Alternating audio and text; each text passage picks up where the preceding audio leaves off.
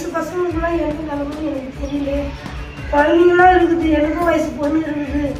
இந்த 10 நாளாக பார்த்தீங்கன்னா, அதாவது நம்ம விஜய் வந்து சிஎம்மாக வந்ததுக்கப்புறம் நீங்கள் மேக்ஸிமம் நிறைய பேர் வந்து செய்திகள் பார்த்துக்கிட்டே இருந்திருப்பீங்க இல்லையா? இந்த கடைசி 10 நாளில் 95% பாதிக்கப்பட்டது பெண்கள்.